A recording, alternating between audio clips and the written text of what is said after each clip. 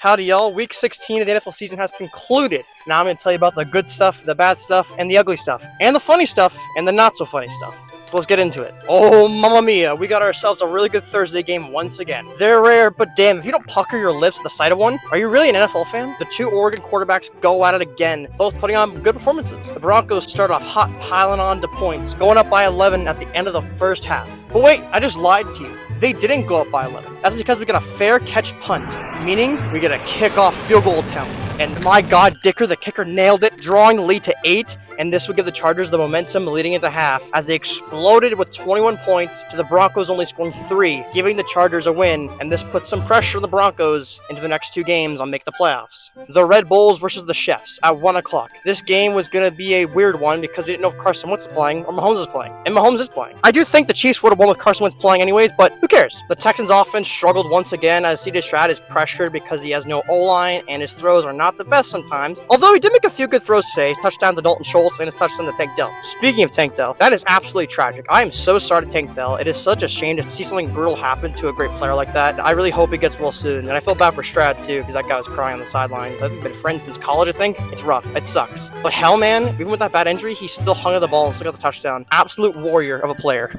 Get well soon, Tank. Anyways, the Texans were simply just not good enough against the Chiefs. They're too injured, and they got outcoached. Even with Mahomes' injured ankle, he still ran the ball a lot. And hell, I'll say this, man, Mahomes is missing a lot of throws. Just saying, maybe it's the ankle injury. I don't know. The Chiefs would basically stroll to a win, winning by 8 against the Texans, and the Texans basically locked down the 4th seed, facing whoever's going to finish with the 5 seed, and the Chiefs finished with the 1 seed. Again.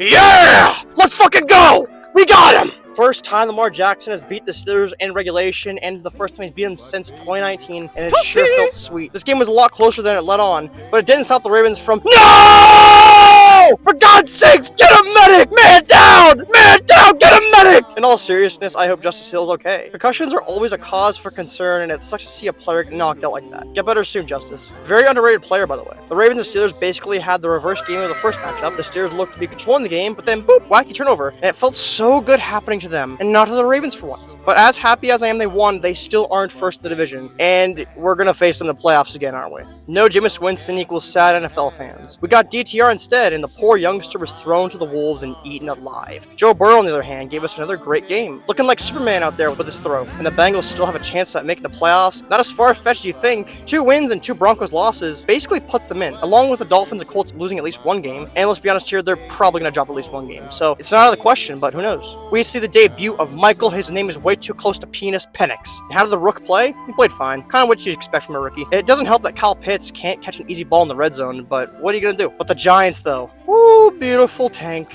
This team was 2-2 at one point. That's the beautiful nature of a tank in the NFL. The Giants will and should draft a QB, that being Ward or Sanders. Giants fans should be hooting and hollering at the fact that they get to have a fun offseason this year. Despite the Lions' injuries, it didn't stop them from kicking the shit out of the Bears. It was actually written centuries ago and prophesied by Homer in the ancient Greek times, where he said, "Thou lions shall kill thy crap out of the Bears," in 2024, in December 23rd. Homer. How could anyone review a game if it was already determined before it happened? So there you go. Rip Will Levis and his tirade of funny plays. It's done for the season. Not going to happen again. Hope you enjoyed the ride. But now we have Mason Rudolph, who's a person who lives on planet Earth. Anyways, the Colts put on a clinic of the Titans for about 3 quarters until Mason Rudolph turned into Genghis Khan and started massacring the Colts defense, putting up 23 unanswered points.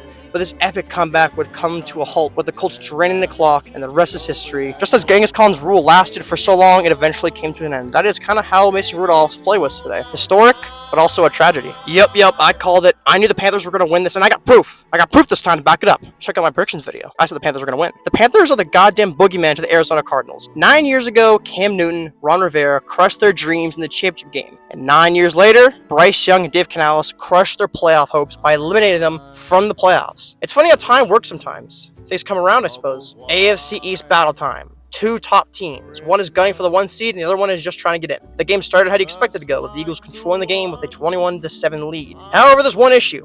Jalen Hurts got a concussion, which means Kenny Pickett is in. And let me say, as a certified Kenny Pickett hater, he played fine. Decent even. But you gotta play better when you're facing Jaden fucking Daniels. He ain't concerned being down as he storms back from the Eagles and takes back the lead. But Kenny Pickett is also a quarterback who won't go down without a fight and gets the Eagles in field goal range and retakes the lead. But Jaden Daniels isn't stopping until he wins. And, oh, god damn it. Well, there goes the game. And the Eagles just need a first down to win the game. And here they go. And, my god, he dropped the ball. They got a field goal. That means Jaden Daniels and the Commanders have a chance. They drive down the field and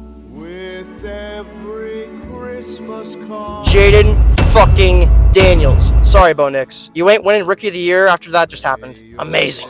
Here we go. We got another patented Jets game where the game is close. They're winning at one point and then they falter and lose at the end. It's a great story that's happened about 11 times this year. And it happened to the Rams again. And the Rams are definitely a team that would love to be in this situation because the Rams love to make games closer than they should be. Isn't that right, Sean McVay?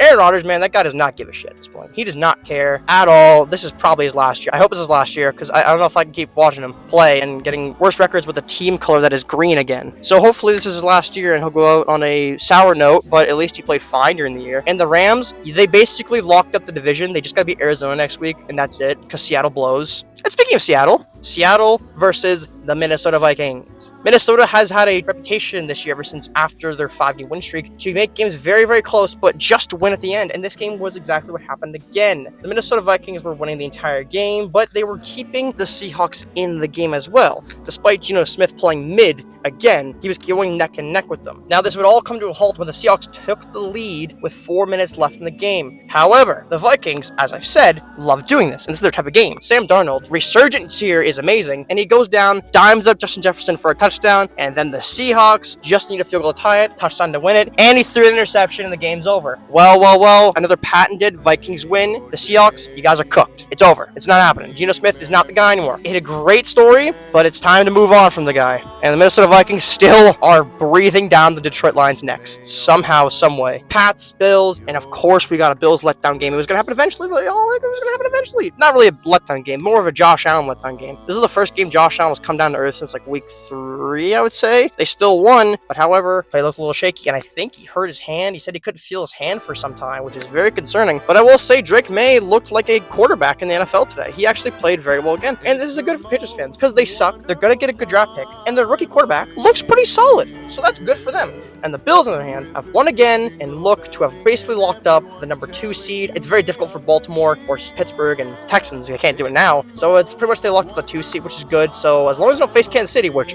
they will, they'll get a home playoff game every time. But we'll see how that goes in the future. Oh, heck to the yes. The 3-11 Jaguars versus the 2-12 Raiders. Let's fucking go. We got a doozy. We got mid quarterbacks going up against a shitty team. And what happened? Well, I'll tell you this. Brian Thomas is a great rookie, and he's going to be a star in this league, already reaching over 1,000 yards and 9 touchdowns in 15 games. Good for you, Brian. You're pretty great. Also, another rookie that's really good, Brock Bowers.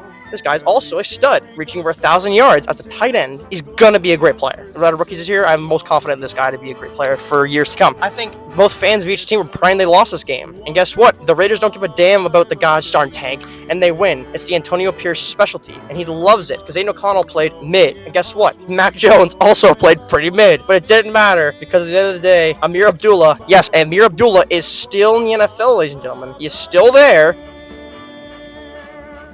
What the fuck is even happening? Now, hear me out, Niners fans. This may have been the best scenario for you guys this week. I know it sucks. You lost to the Dolphins, who are frauds, and you were in the Super Bowl last year, and you got booted out in week 16 this year, and you're 6-9, and Brock Purdy didn't play very good. But hear me out. This is good, because for one, you get a better draft pick by losing, because winning this game would do nothing for you. And two, Brock Purdy playing worse delays his contract, which is good, because Brock Purdy, even though his stats have dramatically dropped out this year, is, I think, still a solid quarterback. So next year, when your team's healthier, you get a better draft pick, easier schedule, and Brock Purdy is not paid, you can get more players. And it's a win-win situation. Now, the Dolphins, on the other hand, I don't know what the fuck they're doing. They're thinking they're making the playoffs this year. I'll tell you right now, they're not. I don't care if they have a chance. They're not making it. I give a damn. And what happens if they do? Guess what? Nothing. They lost to Houston. If they can't beat Houston, what are they going to do to any other team in the NFL? That's right, nothing. So they're not going to make it. Sorry, Dolphins fans. I don't know. Get a better quarterback, get a better coach, and tell Tyreek Hill to stop dropping balls. Sunday night. The Cowboys have just been eliminated from the playoffs, and the Buccaneers are gunning for the NFC South. And for some damn reason, once Dak Prescott is out, the Cowboys defense plays a lot better. Even with injuries to Damari Overshown and Trayvon Diggs and DeMarcus Lawrence, doesn't matter. Defense plays better. And Cooper Rush, I hate to say this, you guys, less games than Dak Prescott and has better stats. I don't know. I couldn't tell you what's happening here. Maybe Dak is just struggling this year. He just couldn't get in the rhythm, and Cooper Rush could. I don't know, okay? I'm not a scientist. I'm just a person talking about football. Leave me alone! Anyways, the Cowboys looked pretty damn good today, and the Buccaneers looked good, but made so many mistakes that costed them the game. For one, Baker Mayfield's interception kind of killed their drive that could have maybe tied this game up a lot earlier, but eventually the Buccaneers would come back from this game and actually be down 2, getting the ball back. But one thing is, you got a stud in Bucky Irving, man. Put him out there. Rachaad White gets the ball. He gets it ripped out of his hands by a cornerback, mind you, and it's over. That's the game. I'll say this. Bucky Irving is better than Rachaad White. Put him in on the final drive. This wouldn't have happened if he was in. I'm sorry, Rachaad. Whitey's better than you. It's fucked up, but he is. He's better than you. Put him out there next time, Tampa Bay. It's actually fine because Atlanta is in the lead now, but they face Washington and they're going to lose anyways. Tampa Bay has the best chance of any team to do anything in the playoffs of the division. Atlanta's just going to get bounced in the first round by Minnesota. Let's be real here, guys. And to end this week, we have the final game is Saints versus Packers. And this game was really, really fun because you got to understand something here, guys. You only get a certain amount of shutout games in a year. And when it happens, it's really funny to point and laugh at the team that it happened to. So today we can point and laugh at the Saints because they got shut out 34-0 to the Green Bay Packers. Alright. And that's it, ladies and gentlemen. Thank you for watching. I hope you have a Merry Christmas, Happy Holidays, Happy Hanukkah, Happy Kwanzaa, a Feliz Navidad, whatever you celebrate. I hope you enjoy it. And that is it for me. Enjoy the holidays, everyone, and goodbye.